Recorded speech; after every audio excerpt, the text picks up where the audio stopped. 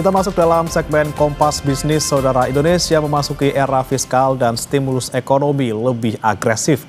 2 pekan setelah pecah aksi demonstrasi, pemerintah mengguyur paket program ekonomi 8+4+5. Paket ini terdiri dari 8 program untuk mengakselerasi perekonomian 2025, 4 program untuk tahun 2026, serta 5 program untuk penyerapan tenaga kerja.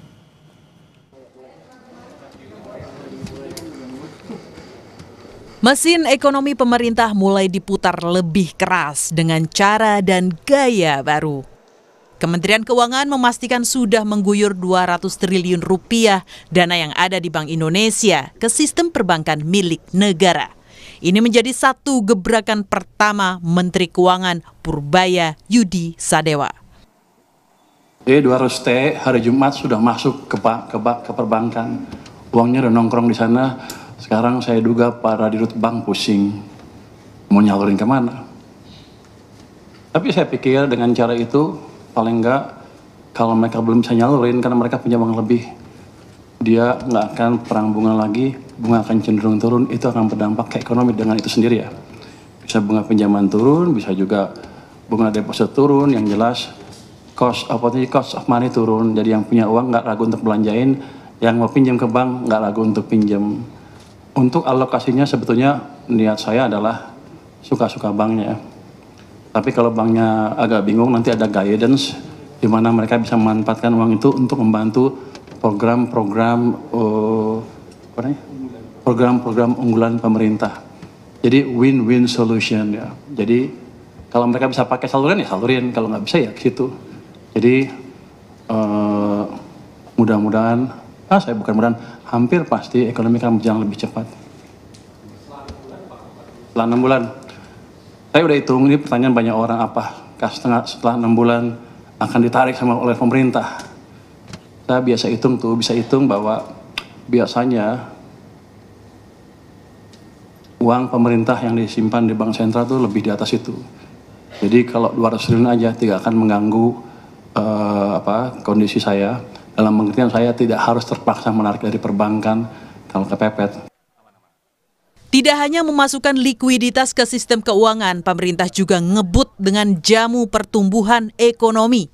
2 pekan setelah rentetan gejolak demonstrasi tuntutan 17+8, kemudian 7 desakan Aliansi Ekonom Indonesia, pemerintah merespons juga dengan angka. 15 September 2025, 17 paket atau 8+4+5 stimulus diluncurkan.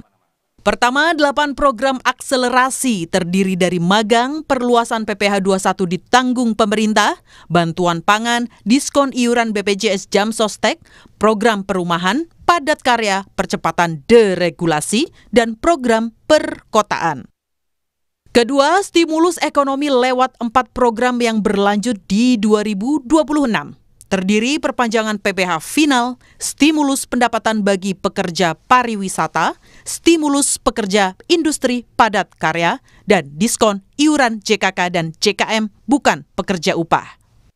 Ketiga, stimulus ekonomi bagi 5 program andalan penyerapan tenaga kerja. Terdiri dari Koperasi Desa Merah Putih, Kampung Nelayan Merah Putih, revitalisasi tambak Pantura, modernisasi kapal nelayan, dan program perkebunan rakyat.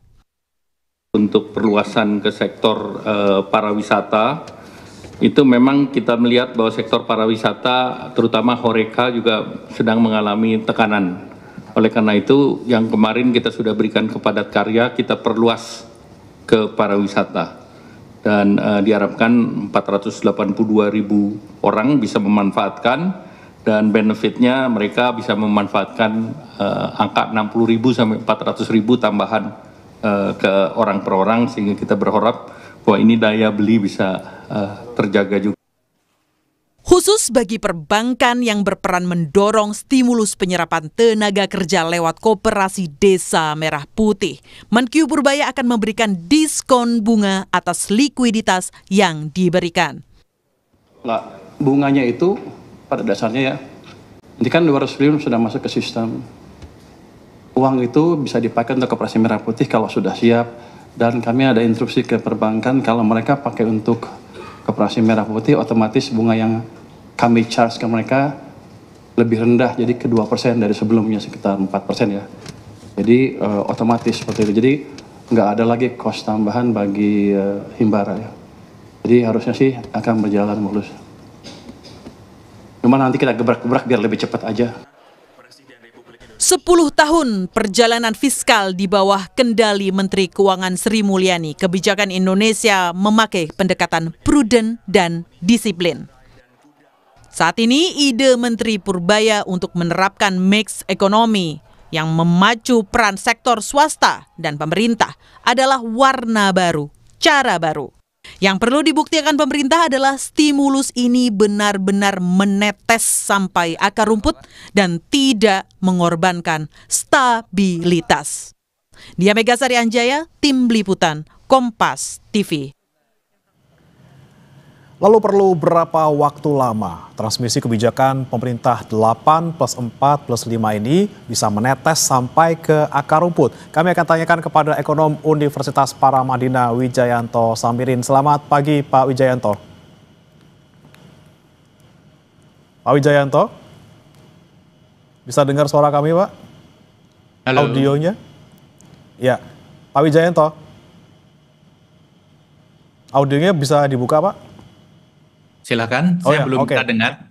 Baik, Pak Wijayanto. Ini kita lihat kemarin sudah diumumkan 17 stimulus ekonomi, formulasinya 8+4+5.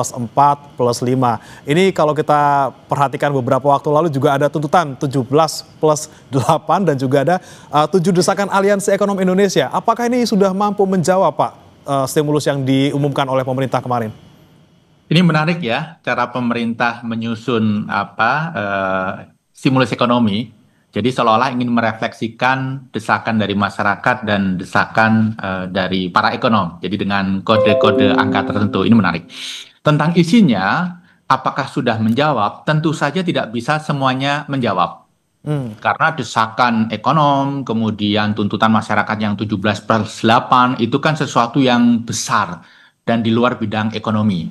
Tetapi perlu saya garis bawahi untuk yang terkait dengan ekonomi, beberapa sudah coba direspon, walaupun masih sangat minimal. Misalnya, yang 17+8, reformasi pajak yang adil. Ini ada beberapa diskon pajak, saya rasa ini sangat membantu masyarakat golongan menengah bawah secara ekonomi. Kemudian juga meninjau ulang kebijakan sektor ekonomi dan ketenagakerjaan. Ada beberapa program yang memang spesifik diadres untuk mendongkrak penyerapan tenaga kerja. Memang betul, ini sifatnya temporer dan minimal, pasti tidak mencukupi. Lalu bagaimana dengan desakan ekonom? Ada 3 hal paling tidak, Mas Bremana, yang mengadres tuntutan itu. Yang pertama tentang memperbaiki misalokasi anggaran. Di sini kelihatan sekali ada beberapa anggaran yang dialokasikan untuk menyasar, mengurangi ketimpangan, mendorong penciptaan lapangan kerja, dan lain sebagainya. Kemudian tentang prioritas kebijakan yang kurangi ketimpangan, ada juga di situ. Kemudian yang juga tercover adalah deregulasi kebijakan. Tapi kembali Mas Brahmana, ini masih sangat minimal sifatnya, belum bisa dikatakan bahwa ini menjawab, tetapi ini merupakan gesture yang positif dari pemerintah, bahwa pemerintah mendengar. Kita berharap ke depan akan ada program-program yang lebih masif lagi, dan kita juga berharap ada revisi APBN, karena kita dengar pemerintah sekarang sedang membahas itu. Semoga tuntutan-tuntutan itu direfleksikan dalam alokasi APBN. Belum semuanya menjawab, tapi paling tidak kita lihat ada niat baik di sana, udah ada arahnya gitu ya Pak Wijayanto. Tapi kalau kita lihat fiskal Indonesia selama 10 tahun dikawal oleh Bu Sri Mulyani, ini sepertinya tuh memberikan kepastian prudent dan juga disiplin. Nah kalau versi Purbaya ini sepertinya lebih agresif ya Pak ya. Kemudian apa plus minus kebijakan dari Pak Purbaya ini? Kebijakan dari Bu Sri Mulyani, memang Bu Sri Mulyani ingin untuk menjaga kehati-hatian, prudence, financial prudence gitu ya, fiscal prudence. Tetapi memang sebagai Menteri Keuangan beliau mempunyai banyak keterbatasan, sehingga walaupun sudah berusaha keras, tapi tetap saja banyak yang lolos, sehingga hutangnya melejit. Nah, dari sisi hutang yang melejit ini tidak bisa dikatakan sebagai sesuatu yang prudence, tapi dengan berbagai situasi yang rumit, ini adalah sesuatu yang optimal. Nah, kalau Pak Purbaya, saya melihat Pak Purbaya ingin melakukan satu gebrakan, satu perubahan, sesuatu yang berbeda dengan pendahulunya. Jadi dia ingin menggelontor likuiditas di pasar melalui perbankan. Sebenarnya ide ini sudah muncul sejak zaman Jokowi Jilid 1, tetapi memang waktu itu tidak mendapatkan cukup dukungan. Nah, sekarang momentumnya muncul ketika Pak Purbaya sendiri menjadi Menteri Keuangan. Apakah ini bisa dikatakan lebih pro-growth? Saya rasa belum tentu begitu, karena kita harus melihat gambar besarnya. Karena ada begitu banyak program yang digelontorkan pemerintah yang alokasi anggarannya besar, yang sebenarnya sangat mendorong pemerataan. Dan dari sisi fiskal memang agak mengkhawatirkan karena spending besar-besar tersebut. Lalu 200 triliun yang digelontorkan ini apakah akan menjelma menjadi growth? Rencananya begitu. Tetapi faktanya belum tentu. Karena permasalahan kita kan permasalahan demand saat ini. Likuiditas perbankan kita sebenarnya tidak menghadapi permasalahan. Permasalahannya justru di demand, di mana sektor usaha termasuk UMKM itu tidak melakukan ekspansi karena merasa situasi ekonomi belum kondusif. Jadi arahnya akan growth, tetapi realitanya apakah growth atau tidak belum bisa dijawab hingga detik ini. Yang dikhawatirkan justru growth tidak terjadi, tetapi prudensial fiskal itu sedikit kendor. Oke, tapi kalau kita lihat secara keseluruhan dari 17 stimulus yang 8 plus 4 plus 5 ini secara garis besar gitu Pak, apakah memang ini lebih ke arah growth dibandingkan stability dan bagaimana kemudian bisa mencapai keseimbangan antara keduanya? Tadi Anda sampaikan ini growth-nya bisa jadi tidak terlalu, terus stability-nya juga bisa kendor. Seperti apa menjaga kestabilan, keseimbangan antara keduanya? Ya, kalau dari paket yang baru saja diumumkan, ini kan nilainya hanya 16 triliun. Jadi sangat minimal untuk berbicara masalah growth, sangat minimal untuk berbicara masalah stability. Tetapi memang komponennya menggambarkan beberapa faktor tersebut. Yang menarik adalah sebenarnya yang 4 plus 5, terutama yang plus 5. Karena ini betul-betul ingin menyasar kelompok-kelompok yang selama ini tertinggal secara ekonomi. Mereka yang bergerak di bidang fishery, perikanan, nelayan, kemudian pertanian, mendapatkan alokasi perhatian yang luar biasa. Tapi kembali, apa yang disampaikan di situ kan masih garis besar. Kita belum lihat detailnya. Detailnya nanti baru terefleksi dalam revisi APBN. Kita berharap dari 17 ini kemudian dilanjutkan menjadi lebih konkret dalam bentuk alokasi APBN. Karena alokasi APBN itu menggambarkan keberpihakan politik pemerintah yang sedang memimpin. Nah ini dia, kemudian political will di sana bermain untuk menjawab stimulus ini, tapi Pak Wijayanto kita akan bahas usai jeda berikut. Saudara tetap bersama kami di Kompas Bisnis, kami akan kembali. Kembali di Kompas Bisnis, saudara, kita masih membahas terkait dengan stimulus baru yang digelontorkan pemerintah untuk tahun ini dan juga tahun depan. Masih bergabung bersama kami ekonom Universitas Paramadina Wijayanto Samirin. Pak Wijayanto, kita lanjutkan kembali tadi terkait dengan stimulus yang ada 17 ini. Tentunya kita butuh dukungan politik di sana. Kira-kira siapa saja nih Pak yang perlu berubah dan juga apa bentuk dukungan political will ini? Ya, 17 hal ini kan melibatkan hampir seluruh kementerian. Jadi perlu kerja bersama, kerja keras dari seluruh kementerian untuk mewujudkan ini. Nah, political will yang diharapkan tentunya dari pimpinan tertinggi, dari Pak Presiden. Karena hanya dengan dukungan beliau ini bisa jalan dengan baik. Nah, mumpung ini sedang dalam proses revisi APBN, saya juga ingin menyampaikan permasalahan utama yang kita hadapi saat ini, fiskal kita saat ini adalah ada begitu banyak pengeluaran-pengeluaran masif.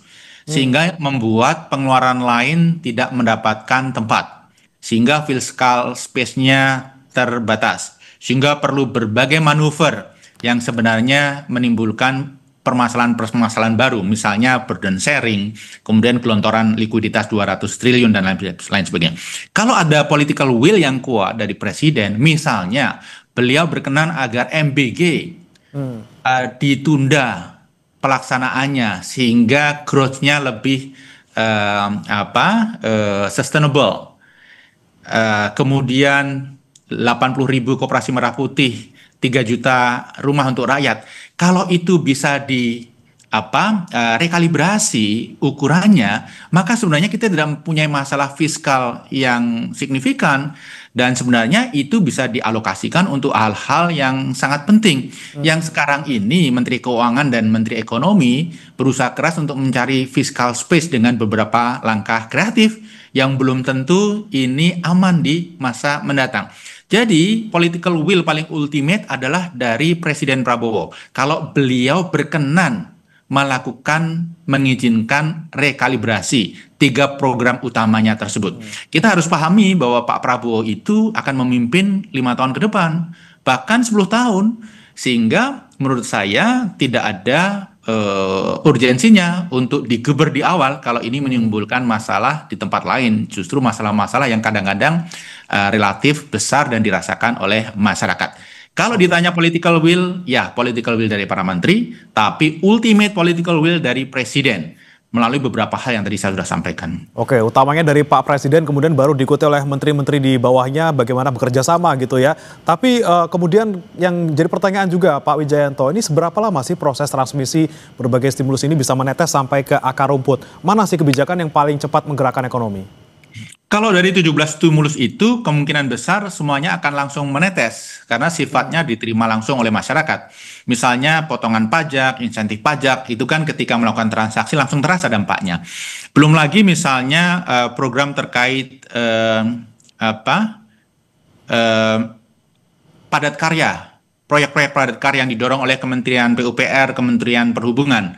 Ini dampaknya langsung karena sifatnya padat karya, perbaikan rumah, perbaikan jalan, perbaikan irigasi, maka tidak perlu tender, tidak perlu izin. Langsung bisa seketika digelontorkan, menciptakan lapangan kerja, menciptakan daya beli. Kemudian yang lain juga misalnya perbaikan pemukiman yang dilakukan di Pemprov DKI. Ini berbeda dengan membangun rumah baru, berbeda dengan 3 juta rumah rakyat yang perlu visibility study, proses kredit, pembangunan, perizinan, mungkin timeline-nya 1 tahun. Kalau renovasi rumahnya sudah ada, begitu digelontorkan dana, pekerjaan tercipta, kemudian ada perputaran ekonomi, kemudian ada peningkatan produktivitas. Nah, dari 2 program ini, Mas Bremana, yang padat karya, tunai, kemudian perbaikan pemukiman, ini bukan konsumtif sifatnya, tapi ini sesuatu yang meningkatkan produktivitas. Jadi sudah menstimulus ekonomi, menciptakan lapangan kerja, dan meningkatkan produktivitas. Nah, ke depan ketika pemerintah mempunyai ide untuk memberikan stimulus ekonomi, hal-hal seperti ini yang sebenarnya menurut saya perlu dikedepankan dan perlu menjadi prioritas. Karena ini tidak hanya sifatnya konsumsi yang begitu diberikan hilang. Oke, efek instan tapi tidak hanya untuk konsumtif tapi juga untuk produktivitas gitu ya Pak ya. Iya. Terakhir Pak Wijayanto, ini kan kalau pemerintah memberikan stimulus, ini artinya pemerintah menyadari ada yang tidak bergerak di sana. Kalau menurut Anda Pak Wijayanto, di angka berapa kira-kira proyeksi pertumbuhan kuartal 3 ini? Ya, sebenarnya angka pertumbuhan kuartal kedua kemarin kan juga dipertanyakan banyak pihak gitu ya. Angka 5,12 itu justified atau enggak. Setelah kita lihat perhitungannya, memang ini sedikit lebih tinggi dari seharusnya gitu ya. Ada beberapa metodologi yang menurut saya kurang proper. Nah, sebenarnya kuartal kedua itu kurang dari 5 menurut saya. Kuartal ketiga ini year on year menurut saya juga akan kurang dari 5. Whole year kira-kira juga mendekati 5 tapi masih di bawah 5 kalau mengukurnya benar. Berarti kalau target 5,2 agak kurang bisa nih Pak kira-kira dicapai ya kalau kemarin ya, Pak dengan pengukuran yang benar angka itu agak sulit untuk dicapai. Tetapi yang paling penting kan begini, jangan terlalu dalam situasi seperti ini jangan terlalu fokus pada angka pertumbuhan, tetapi pada kualitas pertumbuhan yang bisa menjadi basis bagi pertumbuhan di tahun-tahun mendatang. Kembali, karena kita berpikir pemerintah ini tidak hanya 1 tahun, tapi pemerintah ini 5 tahun bahkan 10 tahun. Pertumbuhan ekonomi yang lebih berkualitas ini lebih penting untuk bisa dicapai. Semoga juga stimulus ini tidak membebani fiskal kita ke depannya. Lagi-lagi political will dari Pak Prabowo bisa mengkalibrasi lagi gitu ya Pak beberapa kebijakan yang membutuhkan pengeluaran besar dari pemerintah. Terima kasih Pak Wijayanto Samirin, ekonom Universitas Paramadina sudah bergabung bersama kami di Kompas Bisnis. Selamat pagi Pak. Pagi, makasih.